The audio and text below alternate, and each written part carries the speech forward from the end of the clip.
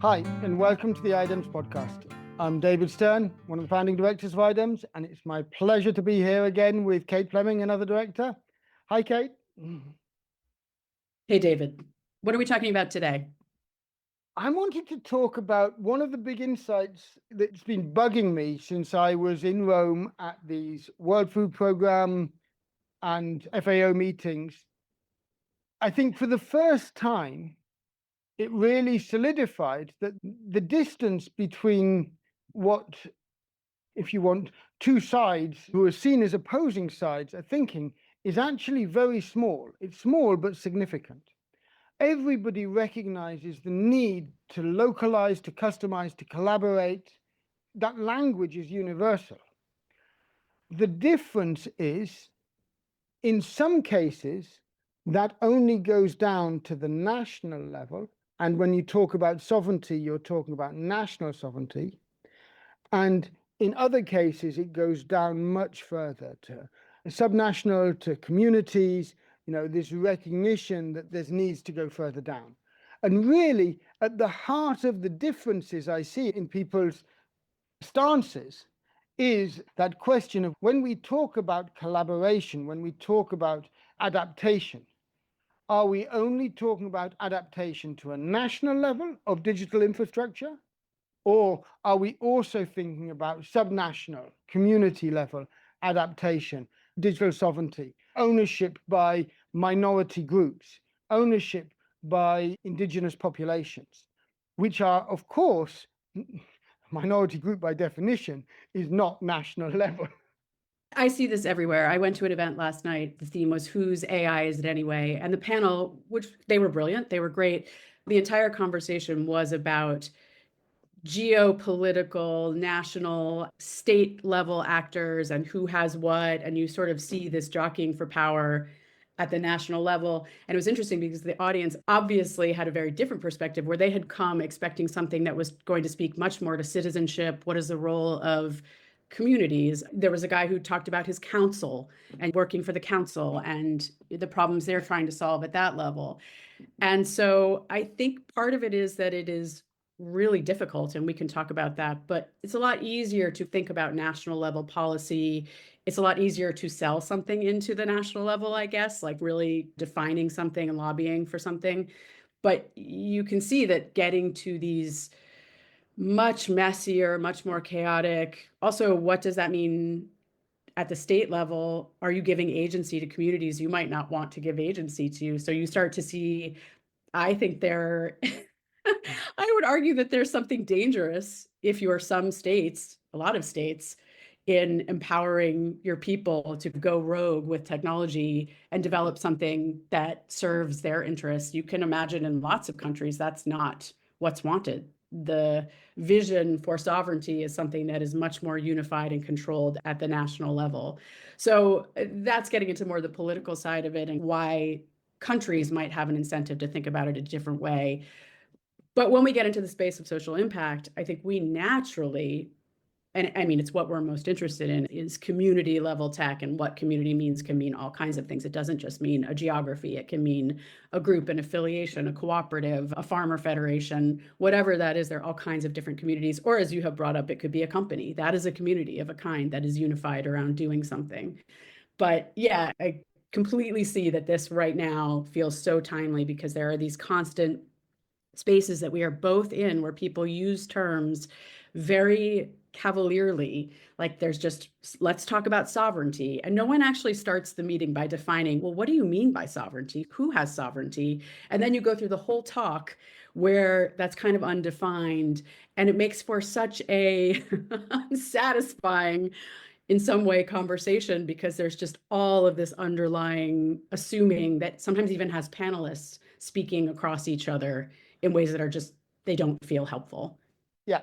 Anyway, I like the way you put it as panelists talking on the same panel on the same topic, saying broadly the same things and meaning very different things.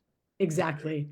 And this is what I was observing in these cases, that actually in terms of language, there's very little difference. And that's why it's so hard, because in terms of meaning, the chasm is huge. But I believe, and this is what I didn't really twigged to before is that actually those who are only at the national level, as you say, they're not there with ill intent always. There might be some cases with certain interests, but quite often it's just they couldn't conceive anything else. And my favorite group of this was NASA Harvest, which is a really interesting group. I actually need to get back. I've got a communication ongoing now where after that I then got in touch with them. So I need to follow up on this. But they had gone through a number of years where broadly their deep learnings was the fact that they have to collaborate, they have to work with partners, but they've only made the leap down from universal, where we've got satellite data so we can do it all over the world, to we need to work with nation states. If they went that extra step to working with communities, it would change their thinking a lot. And I believe that it would make things harder in certain ways, but it would make them easier in other ways. Actually, the nature of collaboration could change. They could tap into a whole set of partners that at the moment are inaccessible to them. And so it's really interesting that I think for some partners, the national stage level and the fact that they've got to that level from thinking they can build single one size fits all universal solutions is already the big leap. The next leap to take them to actually also working with communities might not be such a big leap, because once they do that, certain things become harder and other things become easier. But I think it becomes a mental framing shift, because I think the reason it's perceived as hard, and again, I will reference this panel I went to last night because I heard so many things where I thought, oh, this is exactly it. They were talking about AI regulation and governance. And well, you couldn't take this down to the community level because who would have that expertise? And the assumption that they have is, oh, we just want more AI experts. We just want technologist AI experts. We just need those at the community level. And it's like, no, no, no, no, no. That's not what you need at the community level. At the community level, you're getting the guy from the council who was saying, actually, we find AI is not useful for us. It's not solving all these problems that we know we need solved because it doesn't have the data, because all of these different reasons. It's not designed for that. And so the idea that you're just looking for a community mini you is not the right mental framework to bring to this problem. At the community level, you are actually looking for somebody who looks very different from you, who is complicating, reframing, problematizing what your assumptions are in ways that initially might feel painful, but actually become really useful in defining what's needed, what policy looks like, all of those different things. But I don't think that that is how most people who currently lead initiatives are thinking about what's needed. I love that framing, that as you shift that level, who you need and what their skills and expertise and roles are change. That's the heart of it. And that changing is actually, it comes back to the fact that actually technologies and digital technologies still need to be deeply human. So we want that diversity of perspectives. You don't want your, for better word, boy wonder to be deciding how things work. You want that expertise to come from the people who are actually living it and interacting with it on a daily basis in certain ways. And so to be able to let go of some of that control while keeping some of the coherence becomes a totally different challenge.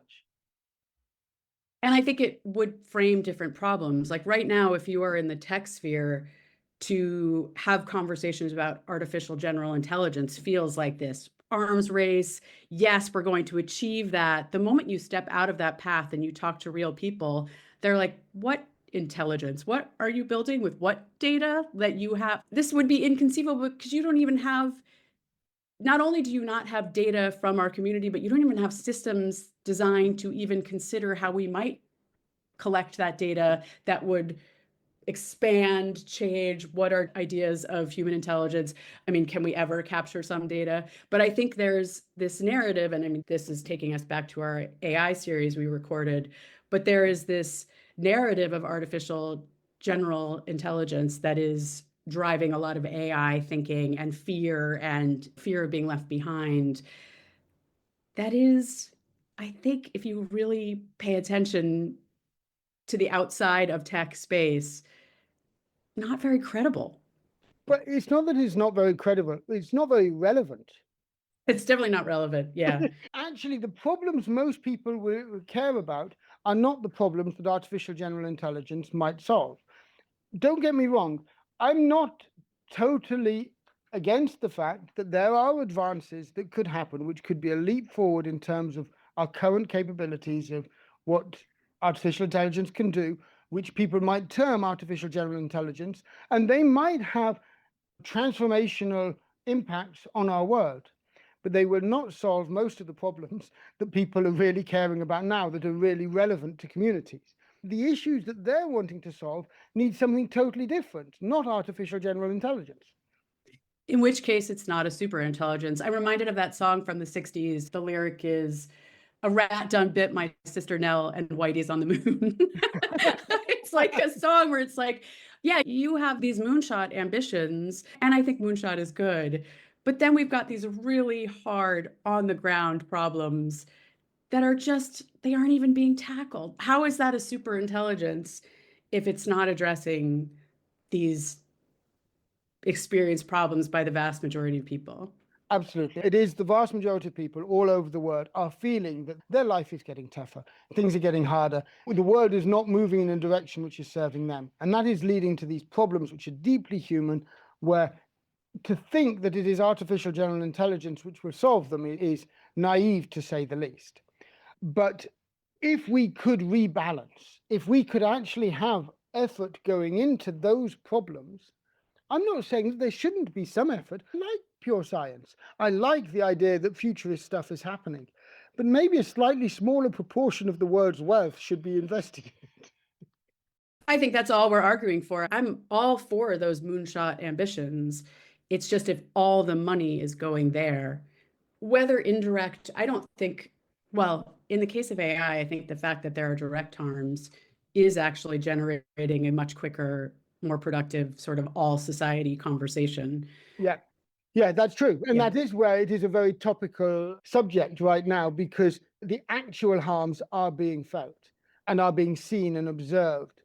But I think the broader statement is simply that a slightly more balanced society is really what the world is asking for right now. And I think part of this does come back to the fact that why is so much wealth invested, and I'm using that language quite carefully, in what is a pipe dream of artificial general intelligence?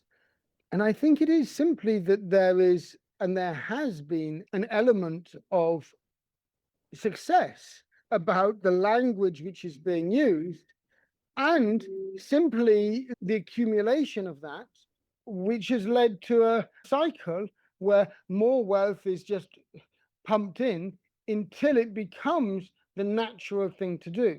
And so all we're really stating is at some point that cycle needs to be broken, and we need to find other ways for people to be generating wealth is part of it.